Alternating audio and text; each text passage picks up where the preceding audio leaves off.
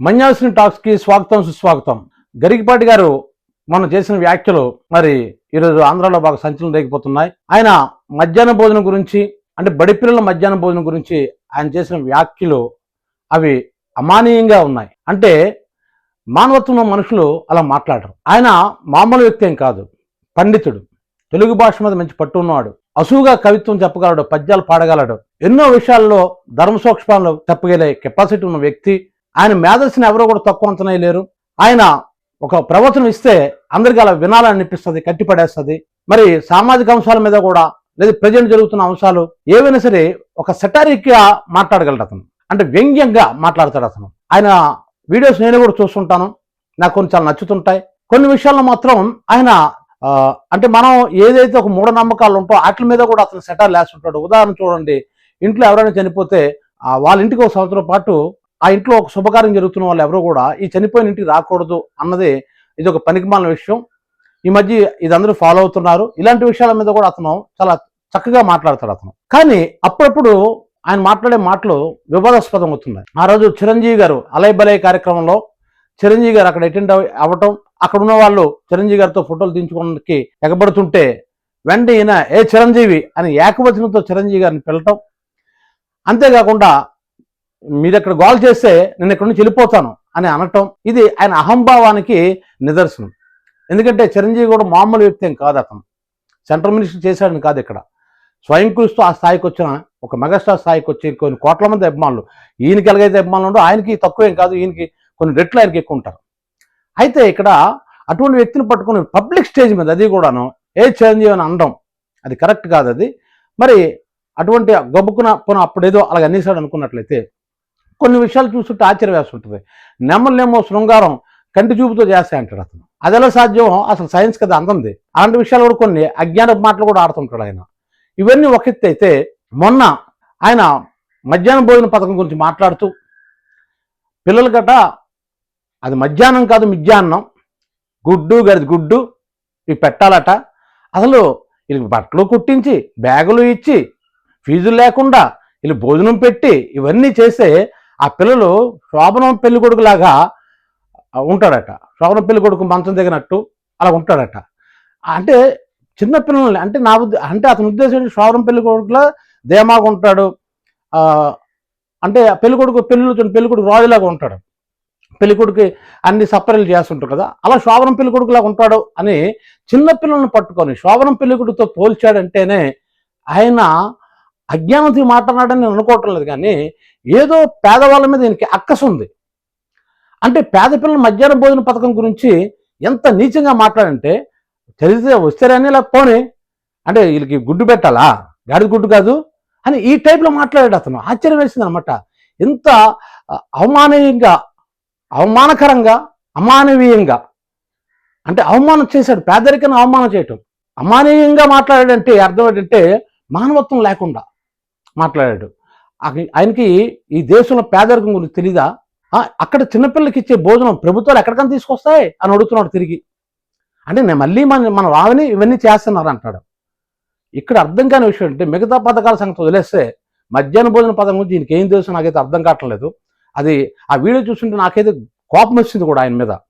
ఎందుకంటే ఇది అసలు ఫస్ట్ తమిళనాడులో ఎంజీఆర్ గారు పెట్టారు ఆ పథకం. తర్వాత ఎన్టీ రామారావు గారు ముఖ్యమంత్రి అయిన తర్వాత ఆయన ఈ పథకాన్ని తీసుకొచ్చాడు. ఎందుకంటే ఎన్టీ రామారావు కూడా పేదరికం నుంచి వచ్చిన వ్యక్తి. అతను పేదవాడి బాధలు ఆయనకు అర్థమయ్యాయి, అందుకోసం ఈ పథకం తీసుకొచ్చాడు.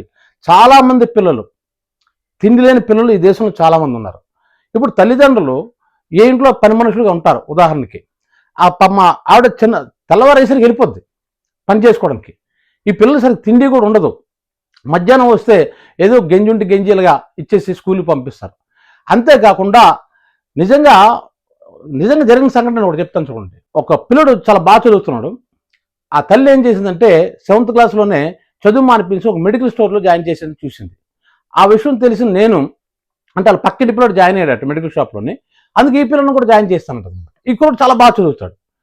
అయితే నేనేం చేశానంటే వెళ్ళి, ఎందుకమ్మా నువ్వు ఇలా జాయిన్ చేస్తున్నావు, చదివించు అని అంటే, అది కాదు బాబు అంటే అప్పటికే పుస్తకాలు గట్ట స్కూల్ ఇది గవర్నమెంట్ స్కూల్స్లో పుస్తకాలు కట్టిస్తున్నారు, పుస్తకాలు ఇస్తున్నారు కదా, ఇక నీకు ప్రాబ్లం ఏంటి అని నేను అంటే, అప్పుడు ఆవిడ అనే మాట అంటే, బాబు ఇది కాదు, మరి మాకు ఆదాయం కావాలి కదా, ఎంతో కొంత ఈడు వెళ్తే 500 ఎంత ఇస్తారు అని అన్నదన్నమాట. అంటే ఆ డబ్బులు లేక చదువు మానేస్తున్నారు పిల్లలు. లేదు పక్కన పిల్లడు ఎక్కడైనా పనులు జాయిన్ అయిపోయి వాళ్ళ తల్లిదండ్రులకి 100-50 తీసుకొచ్చేస్తున్నాడు కాబట్టి నా పిల్లడు కూడా నాకు ఇస్తే బాగున్ను, ఆర్థిక సహాయం నాకు లభిస్తుందన్న ఉద్దేశంతో చదువు మానిపించేసి ఇలాంటి సంఘటనలు ఎన్నో నేను చూశాను. పాపం తినడానికి కూడా తిండి లేని వ్యక్తులు ఎంతో మంది, పేద పిల్లలు ఎంతో మంది ఉన్నారు. మధ్యాహ్న భోజనాన్ని ఇంత ఘోరంగా మాట్లాడిన వ్యక్తిని నేనైతే ఇతను పండితుడు అనే నాకెందుకు ఇంకెక్కువ మాట్లాడడం కూడా ఇబ్బందిగా ఉంది. నాకు అంత ఇదే అనిపించింది అనమాట. ఎందుకంటే ఇప్పుడు ఇంటికి వెళ్తే తిండి ఉంటుందో లేదో తెలియదు. మధ్యాహ్నం మళ్ళీ స్కూల్కి వచ్చినప్పుడు కొంతమంది భోజనం లేకుండా స్కూల్కి వచ్చిన చాలా మంది ఉన్నారు. ఇవన్నీ గమనించిన ఎన్టీ రామారావు గారు ఈ మధ్యాహ్న భోజన పథకం పెట్టిన తర్వాత డ్రాప్ అవుట్స్ తగ్గిపోయాయి. ఇంకా కనీసం భోజనం కోసమైనా వచ్చేవారు. ఆ వచ్చిన వాళ్ళు కేవలం భోజనం కోసం కాదు, ఆకలిని మనం ఇక్కడ గమనించాలి. ఈయనకి ధర్మ సూక్ష్మాలు అన్నీ తెలుసు కదా. అన్ని దానాల్లో అన్నదానం గొప్పదని మన శాస్త్రాలు చెప్పాయి కదా. మరి అన్నదానం అంత గొప్పదయ్యేటప్పుడు దాన్నేమో వస్తే రమ్మను పోతే రమ్మను, ఆడు తిన్నాడు తినలేడా, ఆడు బట్టలాడు కుట్టించుకోలేడా, ఆడు బ్యాగ్ కొనుక్కోలేడా, అవన్నీ కొనుక్కోవాల్సి వస్తే ఈ పథకాలు ఎందుకయ్యా బాబు? అన్ని కొనుక్కునే స్థితిలో భారతదేశం లేదు.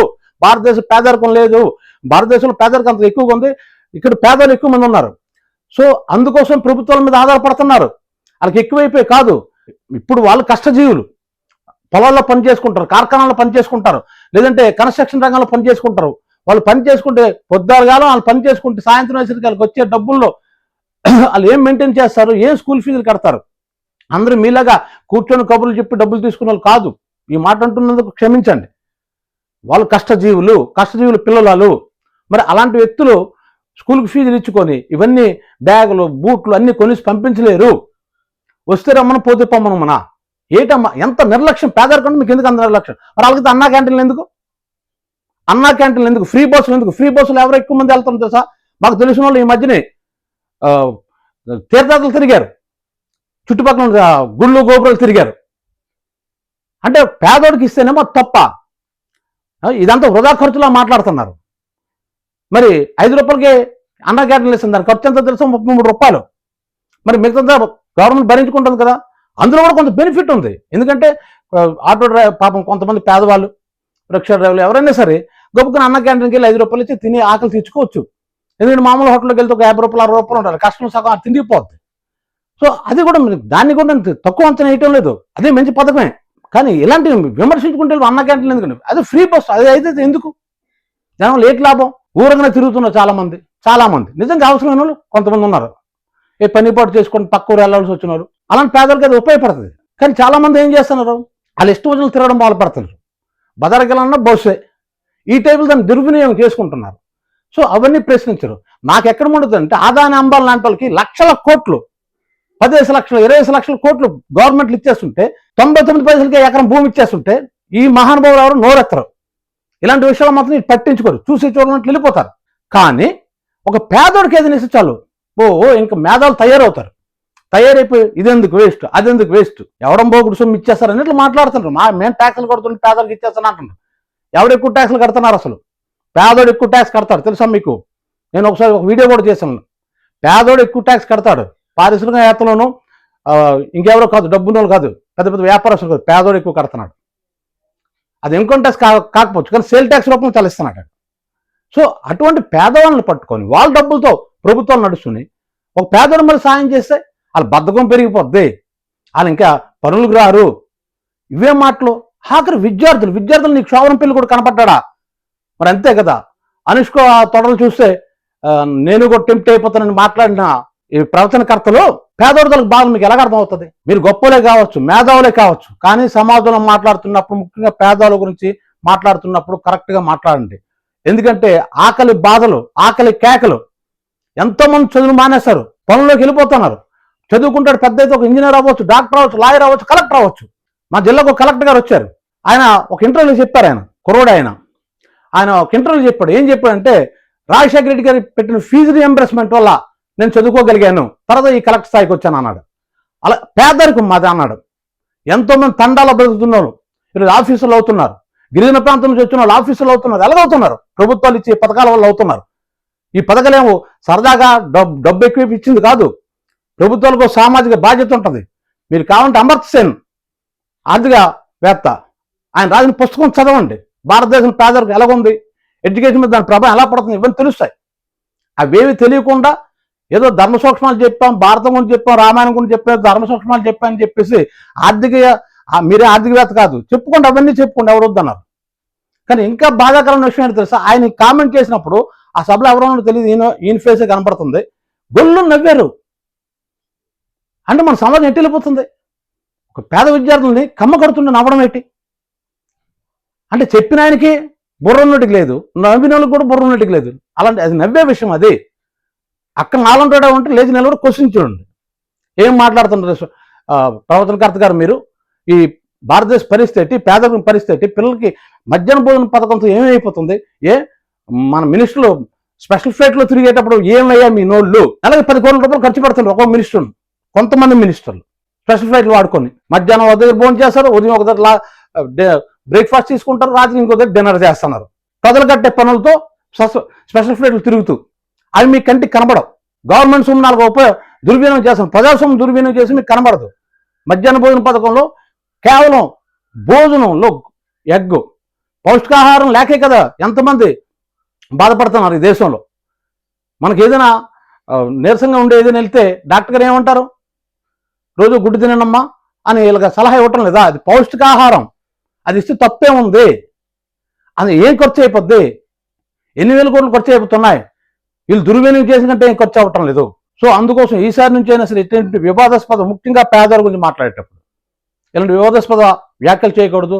అది చిన్నపిల్లల్ని శోభనం పెళ్లి కొడుకుతో పోల్చడం అత్యంత దారుణం. ఈ వీడియో మీకు నచ్చినట్లయితే మన్యాశ్రీ టాక్స్కి లైక్ చేయండి, షేర్ చేయండి, సబ్స్క్రైబ్ చేయండి.